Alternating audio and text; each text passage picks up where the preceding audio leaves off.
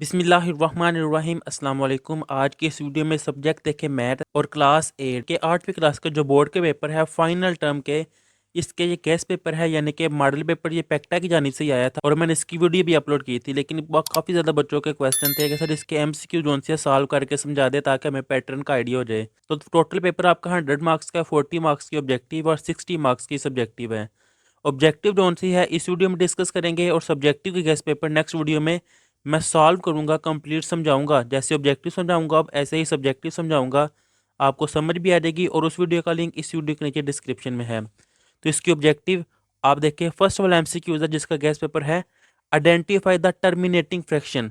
के terminating fraction क्या होती है इसके बारे में पहले सुन लें कि अगर डेसिमल के बाद पॉइंट रुक जाए यानी कि मिसाल के तौर पर 3.41, अब ये देखिए डेसिमल के बाद पॉइंट स्टॉप हो गए हैं, इसको टर्मिनेटिंग फ्रैक्शन कहते हैं। और नॉन टर्मिनेटिंग जैसे कि 3.41597 इस तरह 100 चली जाए, स्टॉप ना हो, उसको नॉन टर्मिनेटिंग कहा जाता है। अब मैं आपको इनको सॉल्व करके भी समझाता हूँ, आपने रट्टा नहीं लगाना, समझ के, क्योंकि जब आप टर्मिनेटिंग फ्रैक्शन के बारे में आपका कॉन्सेप्ट क्लियर हो जाएगा ना, तो इस लिहाज से अगर यहाँ पे ऑब्जेक्टिव यानी कि ये पॉइंट से चेंज भी हो, अपने से कोई और पॉइंट भी आ जाए, अगर आपको कॉन्सेप्ट क्लियर होगा तो आप उसको सॉल्व कर सकेंगे। ये देखें मिसाल के तौर पर 1/3 है, तो ऊपर वाले को मैं अंदर रखूंगा, नीचे वाले को बाहर। 3 के टेबल में 1 नहीं आता, मैं डेसिमल का पॉइंट यहाँ भी लूँगा और यहाँ भी। अब डेसिमल के बाद आप जितनी मर्जी जीरो लगा सकते हैं। अब देखिए 3 टाइम 9, 10 - 9 वो आ जाएगा 1। अब डेसिमल के बाद मैंने एक और जीरो लिया है तो ये गेन बन गया है 10। तो देखिए 3 टाइम 9, 10 - 9 वो आ जाएगा 1। अब ये देखिए इस तरह ये चलता जाएगा, स्टॉप नहीं होगा, ये चलता रहेगा। तो ये नॉन टर्मिनेटिंग है, यानी कि डेसिमल के बाद पॉइंट स्टॉप ना हो, चलता जाए, वो नॉन टर्मिनेटिंग होता है। लेकिन अब ये देखिए मिसाल के तौर पर मैं डी वाला लेने लगा हूँ, स्क्वायर रूट ऊपर वाला डिजिट मैंने अंदर रखा है और नीचे वाला बाहर। अब 5 के टेबल में 4 नहीं आता, और मैं डेसिमल का पॉइंट मैंने यहाँ भी लिया है, यहाँ भी। अब देखिए डेसिमल के बाद मैंने ज़ीरो लिया है, 5 8 टाइम 40 ख़त्म हो गया है, यानी कि 4/5 ये क्या है 0.8। ये देखिए डेसिमल के बाद स्टॉप हो गया है, तो इसका करेक्ट ऑप्शन आएगा डी वाला, ये है इसका आंसर। अब इससे नेक्स्ट देखें, मैंने डिटेल से वीडियो बनाई थी कि आपने अपने पेपर का रोल नंबर, सेंटर, ये सारा पैटर्न चेंज हुआ है ई शीट सिस्टम। अब इसको मैंने डिटेल से समझाया, आपने उस वीडियो का लिंक भी इस वीडियो के नीचे डिस्क्रिप्शन में है, आप देख सकते हैं। नहीं तो आप इस चैनल को सब्सक्राइब कर ले ताकि जैसे ही कोई वीडियो आए, इस तरह की इंफॉर्मेटिव वीडियो अपलोड होती है इस चैनल पे, तो आपको इससे फ़ायदा होगा। अब इससे नेक्स्ट देखें, सेकंड वाला है which of the following is an irrational number, के दर्ज झैल में से कौन सा अदद गैर नातिक है। इरेशनल नंबर होता क्या है, ये देखिए अगर स्क्वायर रूट के अंदर प्राइम नंबर हो तो उनको इरेशनल नंबर कहा जाता है। मैं इसलिए बार बार कह रहा हूँ कि आपने ये कॉन्सेप्ट सीखना है। मैं आपको ये मशवरा दूंगा कि आप अपनी नोटबुक पकड़ें और साथ पेन पकड़ें, साथ साथ ये कॉन्सेप्ट लिखते जाएं, ताकि कोई और इस तरह के MCQ चेंज भी आए तो आपका कॉन्सेप्ट क्लियर हो तो आप उसको सॉल्व कर सकें। अब प्राइम नंबर कौन से होते हैं, ये देखिए 2 3 5 7 11 सो वन, ये प्राइम नंबर होते हैं। प्राइम नंबर वो नंबर होते हैं जो सिर्फ अपने टेबल पे डिवाइड हो और 1 पे डिवाइड हो। अब ये देखें, एक ये है स्क्वायर रूट वाला, एक ये है स्क्वायर रूट वाला, लेकिन 4 प्राइम नंबर नहीं है। तो 2 जोन से ये प्राइम नंबर है, जिसकी वजह से ये बी वाला इसका करेक्ट आंसर है। अब इससे नेक्स्ट है थर्ड वाला, the absolute value of -4 is, कि -4 की मुतली कीमत है। अब देखें -4 की ये जो मैंने साइडों पे लाइनें लगाई हैं ना, ये एब्सोल्यूट वैल्यू का साइन है। तो एब्सोल्यूट वैल्यू हमेशा नेगेटिव नंबर को पॉजिटिव में कन्वर्ट कर देती है, तो -4 की एब्सोल्यूट वैल्यू मुतली कीमत 4 है। तो ये देखिए ए वाला है इसका आंसर। अब देखिए कॉन्सेप्ट क्लियर हो गया ना जो मैंने बोला है, चाहे आप अपने अल्फाज में अपनी नोटबुक पे लिख लें। इसी तरह अगर -4 की जगह वो -6 कह दे तो देखें -6 की एब्सोल्यूट वैल्यू वो फिर 6 आ जाएगी। इस तरह स्टेटमेंट चेंज हो तो आप कर सकते हैं अगर आपका कॉन्सेप्ट क्लियर होगा। तो मैं सारे MCQs आपको समझाऊंगा। अब ये देखिए 4 वाला है मल्टीप्लिकेटिव इन्वर्स, यानी कि ज़रबी माकूस। अब मल्टीप्लिकेटिव इन्वर्स होता है कि जो भी नंबर है इसका उल्ट नंबर। अब ये देखिए 7 है तो 7 का मल्टीप्लिकेशन यानी कि मल्टीप्लिकेशन के लिहाज से 1/7 है, ये सी वाला इसका आंसर। वो कैसे, ये देखें 7 को मल्टीप्लाई करूंगा मैं 1/7 से, 7 इससे कट जाएगा, बाकी रह जाएगा 1। तो मल्टीप्लिकेटिव इन्वर्स भी वो होता है कि अगर मेरे पास आंसर 1 आए जिससे मल्टीप्लाई करके 1 आता है ना, वो मल्टीप्लिकेटिव इन्वर्स होता है।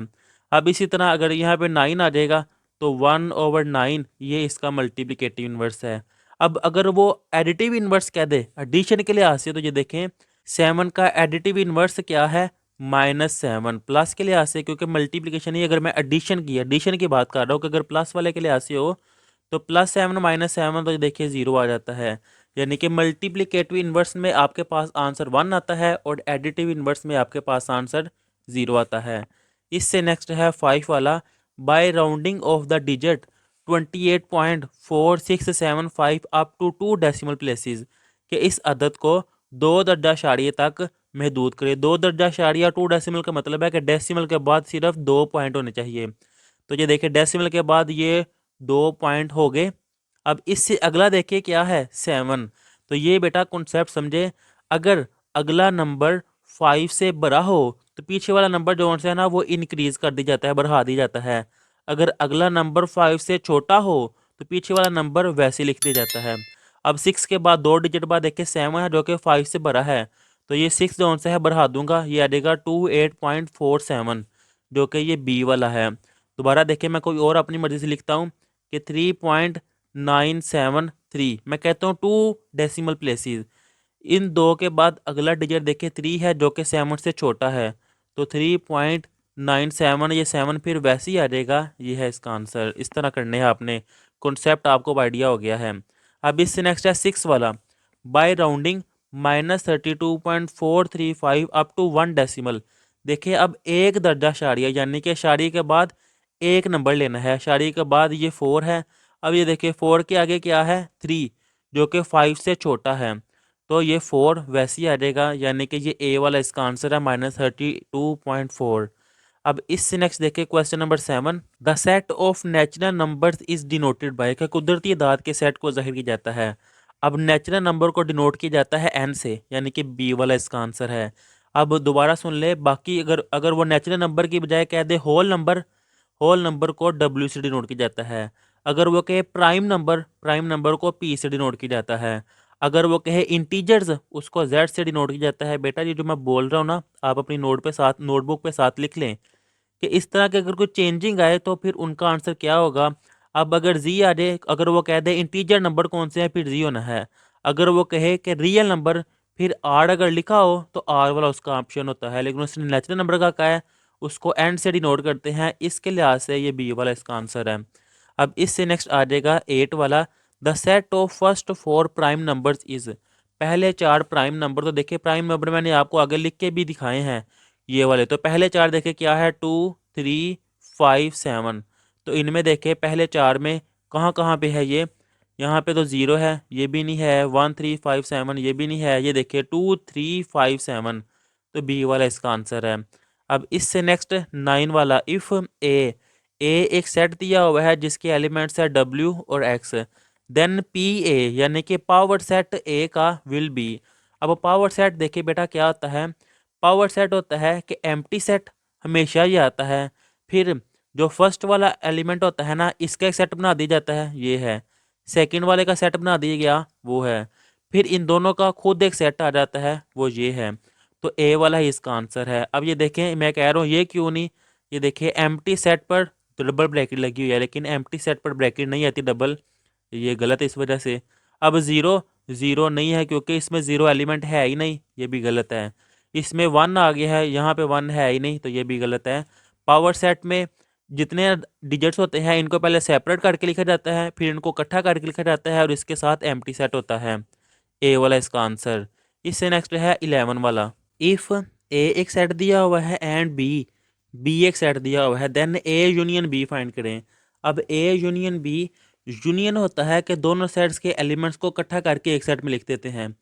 1, 2, 3, 4, 5, ये देखें 2 और 4 यहाँ पे है, इसलिए मैं दोबारा नहीं लिखूँगा, 5 तक तो तरतीब से आगे। फिर इसके बाद ये है 6, ये है 7। तो इनमें देखें कौन से सेट में ये एलिमेंट है, ये है 1, 2, 3, 4, 5, 6, 7। तो ये डी वाला इसका करेक्ट आंसर है। इससे next 12, the number of subset of set A, set ए के तख्ती सेटों की तादाद कौन सी है, सबसेट्स की तादाद वो फाइंड करनी है। तो देखें सबसेट की तादाद लिखने का फार्मूला होता है 2 की पावर n। अब n जो है ना, जो भी सेट दिया हो उसके एलिमेंट्स की तादाद होती है। ये 2 वैसे ही कितने हैं, 1 2, 2 की पावर n की जगह पे आ जाएगा 2, और 2 का स्केयर वो आता है 4। तो देखें डी वाला है 4, इसका ये आंसर है। अगर यहाँ पे 3 एलिमेंट होते तो 2 की पावर 3 जो कि 8 आना था। इस तरह स्टेटमेंट अगर चेंज हो, तो मैं इसलिए आपको बच्चों कह रहा हूँ कि आप साथ साथ कॉन्सेप्ट समझे कि स्टेटमेंट अगर चेंज हो, होती ऐसे ही है लेकिन एलिमेंट्स चेंज होते हैं, तो आपने कंफ्यूज नहीं होना, आपने समझ के कर लेने हैं। इस नेक्स्ट 13 वाला, the value of x in the proportion 3:x proportion x/12। अब x की वैल्यू फाइंड करनी है, तो देखें फर्स्ट को लास्ट से मल्टीप्लाई किया जाता है और सेंटर वाले दोनों को मल्टीप्लाई किया जाता है, यानी कि product of extreme equal product of mean. 3 × 12, ये मैं सॉल्व करके आपको समझाता हूँ। और x मल्टीप्लाई एक्स है वो आ जाएगा x²। 3 × 12 वो आ जाएगा 36 इक्वल x²। मैंने x फाइंड करना, तो स्केयर ख़त्म करने के लिए देखें मैंने स्केयर रूट लिया है। स्केयर रूट से कट जाएगा, बाकी रह जाएगा x और 36 जो कि 6 का स्केयर है। स्केयर रूट से कट, तो देखिए x की वैल्यू आ गई है 6। ये बी वाला इसका आंसर है। इससे नेक्स्ट है 14, if the cost of 10 pencil is ₹100, कि 10 पेंसिलों की कीमत 100 रुपया है। Then the cost of 15 such pencil will be, कि इस तरह की 15 पेंसिलों की कीमत कितनी होगी। तो देखें इस तरह के स्टेटमेंट मतलब छोटे छोटे क्वेश्चन हैं, बड़े ही आसान है। तो ये देखिए कैसे करना है। 10 पेंसिलों की कीमत इतनी है, तो यहाँ मैं लिख लेता हूँ कि 10 पेंसिल इक्वल है कितने की, 100 रुपीज़ की। अब मैंने 15 की फाइंड करनी है। ये देखिए 10 मल्टीपल और इस तरफ आगे डिवाइड हो जाएगा, तो 1 पेंसिल ये कितने की हो जाएगी फिर, 100 डिवाइडेड बाय 10, 0 कट जाएगा, बाकी रह जाएगा 10। के एक पेंसिल की कीमत 10 रुपये है। मैंने कितने की फाइंड करनी है, 15 की। तो ये देखें यहाँ पे वैसे ही आ जाएगा ना, एक पेंसिल मैंने 15 की फाइंड करनी है, तो 15 से इस तरफ भी मल्टीप्लाई मैंने किया है और इस तरफ भी मैंने 15 से मल्टीप्लाई किया है। 10 × 15 वो आ जाएगा 150, तो 150 रुपीज़ की ये बी वाला इसका आंसर है। इससे नेक्स्ट है 15, in proportion u/v proportion w/x। इसको प्रोपोर्शन पढ़ा जाता है, इसको रेशो पढ़ा जाता है। द फोर्थ प्रोपोर्शनल इज, तो ये देखें 1 2 3 4 चौथे नंबर पे क्या आ रहा है, एक्स, तो डी वाला इसका आंसर है। इससे नेक्स्ट है the price of a toy is 100 rupees. एक खिलौना है जिसकी कीमत कितनी है, 100 रुपया। तो यहाँ मैं लिख लेता हूँ कि खिलौने की जो कीमत है यानी कि कॉस्ट वो है 100 rupees. If it is sold for ₹90, इसको बेचा गया है कितने में, 90 रुपये में। तो यह मैं कह दूंगा कि सेल किया गया है 90 रुपीज़। इसलिए मैं लिखना क्योंकि ये क्वेश्चन तो है नहीं, MCQ ज़रा ऑफ ही करना है, समझ आनी चाहिए।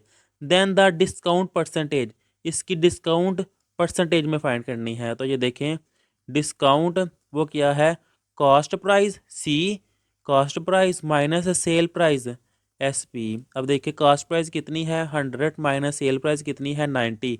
100 माइनस 90 वो आ जाएगा 10। परसेंटेज में फाइंड करना है, तो ये देखें 10 डिवाइडेड बाय कॉस्ट जो कि है 100 मल्टीप्लाई 100%। परसेंटेज में कन्वर्ट करना हो तो 100 से मल्टीप्लाई कर, थोड़ी 100 से डिवाइड करते हैं और परसेंटेज मल्टीप्लाई।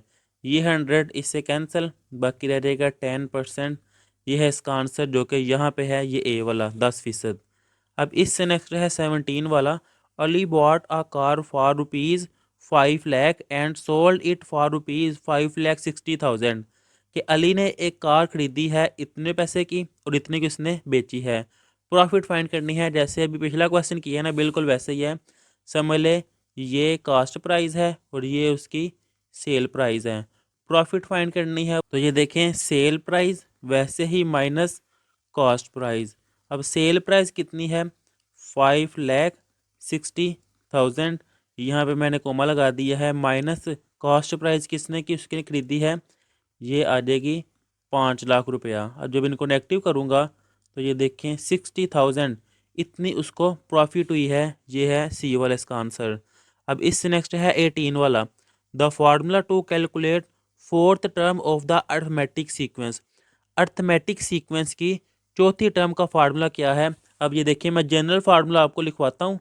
ये देखिए AN equal A1 plus N-1D, उसने कितनी क्या है, फोर्थ टर्म। अब मिसाल के तौर पर आपको वो पेपर में कह दे 5th टर्म का फार्मूला 6th टर्म का, तो सिंपल आपने N की जगह वो नंबर पुट कर देना। उसने अब फोर्थ का कहा है ना, ए एन की जगह 4 इक्वल A1 प्लस एन की जगह 4, 4 माइनस 1 वो आ जाएगा 3D। तो ये देखें A1 प्लस 3D ये इसका आंसर है। अब इससे नेक्स्ट ये है 19 वाला, इफ़ A n इसके इक्वल है then the value of A5। ये देखें A n equal 2n plus 5, वो कह रहा है A5 फाइंड करें। इससे मुझे आइडिया हो गया है कि n की जगह 5 आना है, तो A5 इक्वल टू यहाँ 5n की जगह पुट किया तो यहाँ भी फिर n की जगह 5 आ जाएगा प्लस 5 ऐसे ही 2 5 टाइम 10 प्लस 5 तो ये आ जाएगा 15। ये है इसका आंसर जो कि ए वाला। इससे नेक्स्ट है 20, the next term of arithmetic sequence 5 9 13 17। अगली टर्म फाइंड करनी है तो उसका क्या देखे चेंजिंग क्या आ रही है। असल में 5 से गया ये 9 पे, 9 से 13 पे, यानी कि 5 में जब मैंने 4 ऐड किया 9, 9 में जब मैंने 4 ऐड किया तो आया है 13, 13 में 4 ऐड किया है तो आ जाएगा 17, 17 में 4 ऐड करें तो आता है 21। तो ये ए वाला इसका आंसर है करेक्ट। अब इससे नेक्स्ट है the fifth term of geometric sequence कि 1 2 3 4, अगली जो पांचवी टर्म है ज्योमेट्रिक सीक्वेंस की वो फाइंड करनी है। अब अगर आप सोच रहे हैं कि मैं यही formula A n equal A1 plus n minus D ये फार्मूला यूज़ कर लूँ तो ये गलत है बेटा। ये फार्मूला है AM का यानी कि अर्थमेटिक मीन का। ज्योमेट्रिक सीक्वेंस का फार्मूला ये आपने याद रखना है, ये है A n इक्वल A और R की पावर n माइनस 1। ये ज्योमेट्रिक सीक्वेंस क्या है जी अर्थमेटिक सीक्वेंस का। अब इसमें मैंने फिफ्थ टर्म फाइंड करनी है यानी कि n की जगह 5, तो A5 इक्वल A और R n माइनस 1 यानी कि 5 माइनस 1 वो आ जाएगा 4। इसमें अब मैंने A की वैल्यू फाइंड करनी है।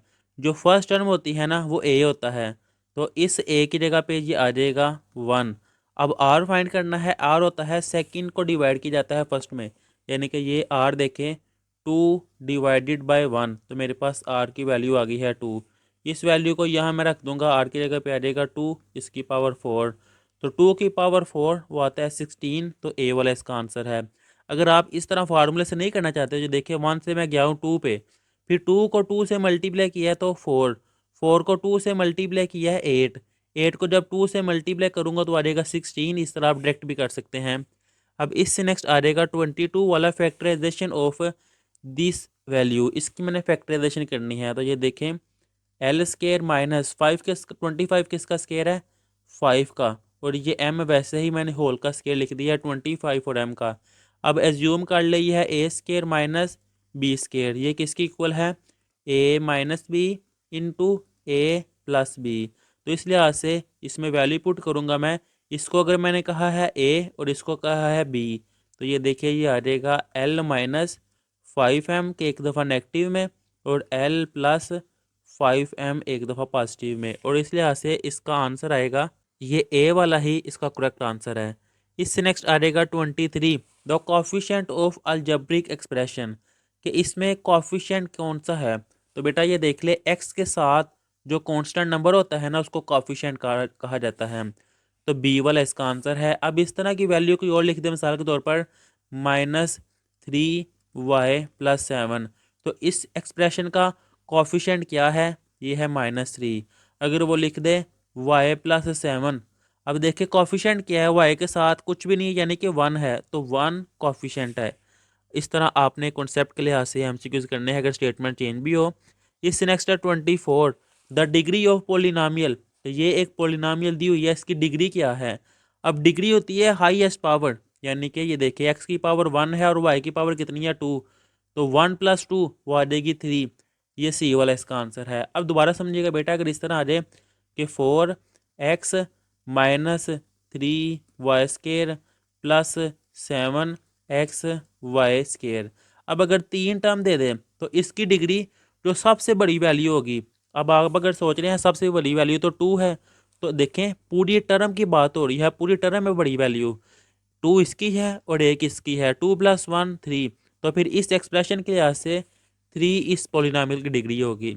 अब इससे नेक्स्ट है 25 फैक्टराइजेशन के तजसी करनी है, ये क्वेश्चन दिया हुआ है। तो ये देखिए फैक्टराइजेशन बेटा कैसे करते हैं, फर्स्ट टर्म और लास्ट टर्म को वैसे लिख दिया जाता है और जो मिड टर्म होती है ना इसको ब्रेक किया जाता है।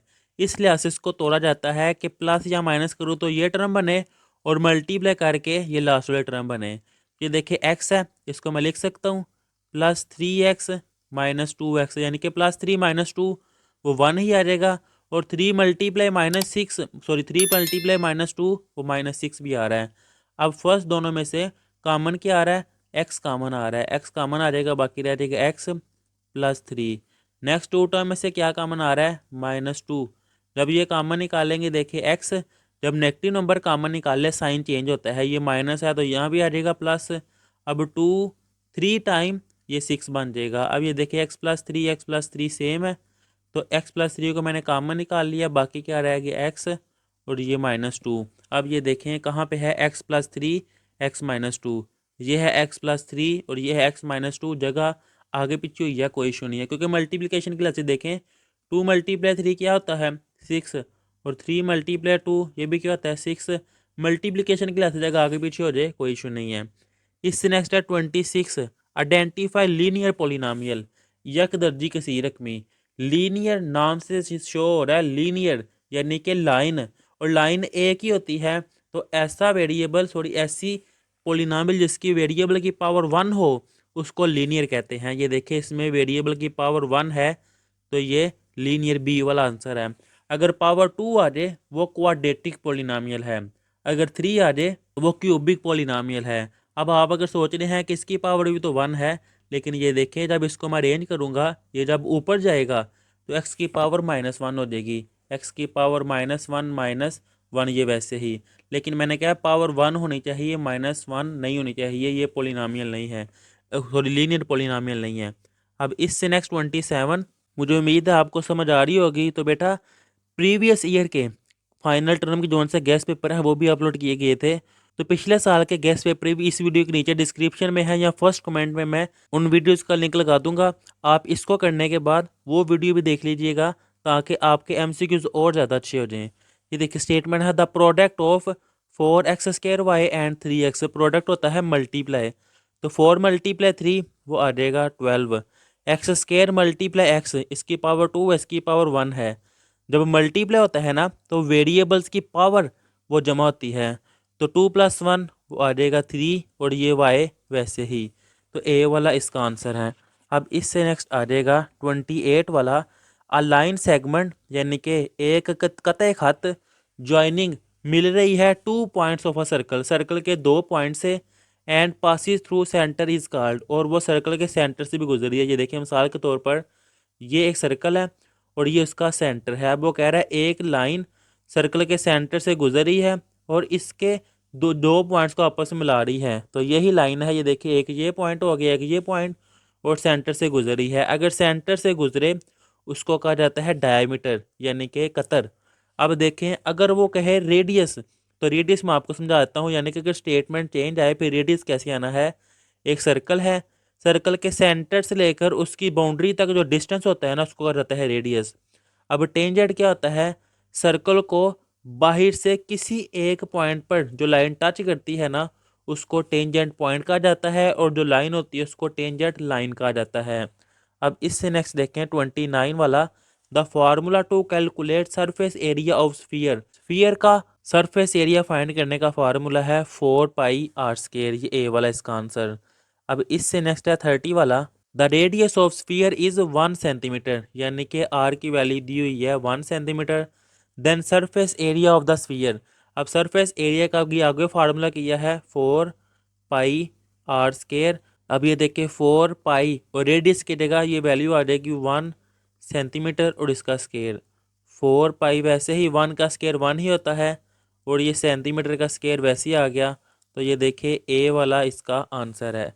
इससे नेक्स्ट है 31, the slant height of given pyramid, कि जो पायरामाइड है इसकी हाइट जो सी है वो फाइंड करनी है, तो इसकी हाइट का फार्मूला है √h² प्लस b/2 का स्केयर। अब ये देखिए ए जो है इसकी हाइट, ये है इसकी हाइट 6, तो यहाँ पे मैं लिख दूंगा 6 सेंटीमीटर का स्केयर, प्लस बी इसकी बेस, इसकी बेस कितनी है 12, तो ये देखिए b/2 है यानी कि 12/2 जो कि आ जाएगा 6 और 7 सेंटीमीटर है, वैसे ही आ जाएगा 6 सेंटीमीटर का स्केयर रूट वैसे ही। अब ये देखें 6 का स्केयर वो आ जाएगा 36 और सेंटीमीटर का स्केयर भी वैसे ही, अगेन 6 का स्केयर 36 और सेंटीमीटर का स्केयर, दोनों ऐड हो रहे हैं, 36 प्लस 36 वो आ जाएगा 72 सेंटीमीटर का स्केयर, और स्केयर रूट 72 वो होता है 8.49, और स्केयर स्केयर रूट से काट देगा सेंटीमीटर का तो बाकी ये रह जाएगा। तो ये देखें यही इसका आंसर है सी वाले का। अब इससे नेक्स्ट आ जाएगा 32, if radius of sphere is 3 centimetre, यानी कि आर की वैल्यू दी हुई है 3 centimetre, then volume of sphere, तो वॉल्यूम का क्या फार्मूला है 4/3 पाई आर क्यूब। तो ये देखिए 4/3 वैसे ही, पाई भी वैसे ही, आर की जगह ये वैल्यू आ जाएगी 3, मैं सेंटीमीटर लिख दिया 3 सेंटीमीटर का क्यूब। अब ये 4 पाई वैसे ही डिवाइडेड बाई 3, अब 3 का क्यूब वो आ जाएगा 27, और सेंटीमीटर का क्यूब वैसे ही 3 1 टाइम 3 3 9 टाइम 27, अब 9 मल्टीप्लाई 4 वो आ जाएगा 36, और सेंटीमीटर का क्यूब वैसे ही इसके साथ पाई भी है तो 7 पाई भी आ जाएगा। तो ये देखिए डी वाला है 36 पाई सेंटीमीटर क्यूब। इससे नेक्स्ट है 33, the value of x in the given right angle triangle, इसमें एक्स की वैल्यू फाइंड करनी है। अब ये देखिए आपने पैथागोरस थ्योरम पढ़ा है, वो क्या है, बेस का स्केयर प्लस परपेंडिकुलर का स्केयर इक्वल हाइपोटेनस का स्केयर। अब बेटा ये समझिएगा 90 डिग्री के सामने वाली जो साइड होती है ना वो हाइपोटेनस होती है, 90 डिग्री, और हाइपोटेनस के साथ वाली साइड वो होती है परपेंडिकुलर, और जो तीसरी साइड रह जाती है वो है बेस। अब इस लिहाज से इनमें वैल्यूज पुट करूंगा। दोबारा बेटा सुन ले, ये चीज़ आपने अगर समझ ली है ना, अब अगर मिसाल के तौर पर डायग्राम ऐसे दे दी जाए, देखिए ये 90 डिग्री है, फिर इसके सामने ये हाइपोटेनस होगा 90 डिग्री, और हाइपोटेनस के दरमियान वाली साइड परपेंडिकुलर, और ये बेस। अगर आप कॉन्सेप्ट समझ लेंगे ना तो इस तरह स्टेटमेंट अगर चेंज भी होगी तो इस लिहाज से आप कर सकते हैं। अब बेस क्या है 12 सेंटीमीटर, 12 सेंटीमीटर का स्केयर, प्लस परपेंडिकुलर है 5 सेंटीमीटर तो 5 सेंटीमीटर का स्केयर, और हाइपोटेनस वैसे ही 12 का स्केयर 144, और सेंटीमीटर का स्केयर 5 का स्केयर 25, और सेंटीमीटर का स्केयर इक्वल हाइपोटेनस का स्केयर। इनको ऐड करेंगे 169 सेंटीमीटर का स्केयर इक्वल हाइपोटेनियस का स्केयर। मैंने हाइपोटेनस फाइंड करनी है तो इस तरफ भी स्केयर रूट ले लूँगा, इस तरफ भी, ये कट जाएगा, बाकी रहेगा हाइपोटेनियस। अब 169 जो कि 13 का स्केयर है, और बाकी रह जाएगा सेंटीमीटर, क्योंकि ये भी स्केयर के रूट से कट जाएगा, तो ये बी वाला इसका करेक्ट आंसर है। अब इससे नेक्स्ट आ जाएगा 34, identify the pair of congruent figure, कि कॉन्ग्रेंट फिगर के पेयर जोन से हैं जो एक जैसे हैं उनकी शिनाख्त करें। अब कॉन्ग्रेंट फिगर वो होती है कि जिनकी साइडें भी बराबर हो और जिनके एंगल भी सेम हो। तो ये देखिए ए वाला ये है जो सेम है। अब अगर आप सोच रहे हैं कि ये भी सेम है, देखिए इनका एंगल यहाँ पे और यहाँ पे चेंज है। अब ये अगर देखूँ तो ये एंगल चेंज है, तो ये भी नहीं है। अगर ये देखूँ तो यहाँ पे देखें ये लाइन कौन सी है, वो अंदर की तरफ है, और ये लाइन बाहर की तरफ है, इस वजह से ये भी नहीं है, तो असल में ए वाला इसका आंसर। अब इससे नेक्स्ट 35, वो कह रहा है if triangle P Q are, यानी कि ये पी क्यू आर एक ये ट्राइंगल है, और पी एस आर दूसरी जो बाकी रह गई है ये ट्राइंगल है, then pair of congruent side, इसकी साइडों के जो पेयर हैं वो कह रहा है मुतमासिल अज्जा का जोड़ा जोड़ सा वो बताएं। तो ये देखें ये पी आर के ही इक्वल है, लेकिन यहाँ पे वो नहीं लिखा। फिर ये पी क्यू इस लाइन के इक्वल है पी एस के, तो ये देखिए P Q equal P S लिखा हुआ है, तो ये इसका आंसर है। क्योंकि अपोजिट साइडें बराबर हैं, मैं इसको रेज करूँ, अगर अगर ये वाली साइड इस साइड के इक्वल लिखा होता तो मैंने वो कह देना था कि अगर क्यू आर इक्वल है आर एस के, लेकिन यहाँ पे वो भी नहीं लिखा, इसलिए ये वाली साइड इस साइड के इक्वल है, और यहाँ पे लिखा हुआ था तो मैंने उसको टिक कर दिया है। इस next 36, the following triangles are congruent under triangle P Q R triangle X Y Z, then part corresponding to sides P Q will be. कह रहा है अगर ये दो ट्राइंगल एक जैसी हैं मुतमासल हैं तो फिर पी क्यू यानी कि ये वाली साइड इस ट्राइंगल के किस साइड के बराबर है, तो ये पी क्यू जोन सा है इस ट्राइंगल के ये एक्स जी इसके इक्वल है, क्योंकि ये देखें ये बेस इस बेस के इक्वल है, ये साइड बड़ी है, तो इस साइड बड़ी साइड की इक्वल, बाकी यही रह जाती है कि पी क्यू इस एक्स वाई की इक्वल है, सॉरी एक्स जी के, तो ये सी वाला इसका आंसर। इससे नेक्स्ट है 37, द हाइट ऑफ 5 स्टूडेंट्स, के 5 स्टूडेंट की जो हाइट है वो इन इंच में, इंचों में बताई गई है। ये 5 स्टूडेंट की हाइट बताई गई है। द मीन, इनका मीन फाइंड करने का फार्मूला देखें क्या होता है। जो डाटा दिया होता है वो डिवाइडेड बाय नंबर, यानी कि उनकी तादाद। तो देखें डाटा क्या है 54, डाटा को सम करना है, sum of data 54 plus 60 plus 58 plus 53 plus 55 divided by इनकी तादाद 1 2 3 4 5 5 है, वो मैंने लिख दिया है। अब इनको अगर ऐड करें वो आ जाता है 280 डिवाइडेड बाय 5, जब इनको डिवाइड करें तो आंसर आ जाता है 56, तो ये सी वाला इसका आंसर है। अब इससे नेक्स्ट 38 वाला है, the example of discrete data, discrete data की एग्जाम्पल देनी है। तो ये देखिए इसका आंसर ए वाला आएगा 10 स्टूडेंट, क्योंकि ये डिस्क्रीट है, क्योंकि बाकी डाटा में डेसिमल का पॉइंट आ गया है और वो कॉन्टीन्यूस है, तो डिस्क्रीट वाला ये ए है। इससे नेक्स्ट है 39, द मीडियन ऑफ डाटा, के डाटा है इसका मीडियन फाइंड करना है। तो मीडियन होता है जो मिडल वाली वैल्यू होती है, सेंटर वाली। तो ये देखें ये 8, इसके इस तरफ भी 2 डिजिट है और इस तरफ भी 2 डिजिट है, तो 8 है ना सेंटर में, तो इसका आंसर आएगा ये डी वाला 8। इस तरह अगर कोई और डाटा बेटा लिखा हो तो इस कॉन्सेप्ट से आपने आंसर बता देना है। इस नेक्स्ट है 40, मार्ड ऑफ द डाटा, कि जो डाटा दिया हुआ है इसका मार्ड फाइंड करना है।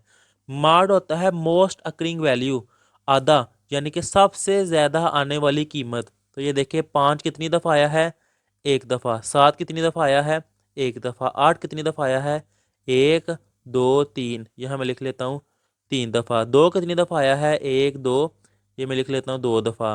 8 पहले काउंट कर लिया हुआ है। 3 कितनी दफ़ा आया है, एक दफ़ा। 12 कितनी दफ़ा आया है, एक दफ़ा। 4 कितनी दफ़ा आया है, एक दफ़ा। तो सबसे ज़्यादा दफ़ा कौन सा डिजिट आया है, ये 3 दफ़ा जो आया है 8, तो डी वाला इसका आंसर है। तो बेटा ये थे ऑब्जेक्टिव जो आप कह रहे थे सॉल्व करके दिखाएं, और ये मॉडल पेपर है जो कि पैक्टा की जानिब से आया है। जब आपको स्मार्ट सिलेबस आया था उसके साथ पेपर पैटर्न दिया हुआ था, तो ये वो पेपर पैटर्न है जो कि मैंने आपको सॉल्व करके दिखाया है। अब इसका सब्जेक्टिव जो सा पार्ट वो भी सॉल्व करके मैं इस चैनल पे अपलोड कर दूंगा, उसके लिए आप इस चैनल को सब्सक्राइब कर लें ताकि जैसे ही वीडियो अपलोड हो आप तक पहुँच जाए। अब इसके बाद देखिए बेटा आपने 9 क्लास में हो जाना है, तो 9 क्लास का सारा मैथ फिजिक्स बाकी भी सब्जेक्ट उर्दू तक इस चैनल पे उनके लेक्चर्स अपलोड हैं, और वो बड़े ही आसान वे में समझाए गए हैं। जैसा ये मैंने क्वेश्चन समझाए हैं एमसीक्यूज, इस तरह ही बड़े ही आसान मैंने वो समझाए हैं। तो आप इस चैनल को सब्सक्राइब कर लें ताकि जैसे ही आप पेपर दें ये वाले बोर्ड के पेपर, उसके बाद जो टाइम हो आप अपनी 9 क्लास की तैयारी बेटा स्टार्ट कर दें। अल्लाह हाफिज़।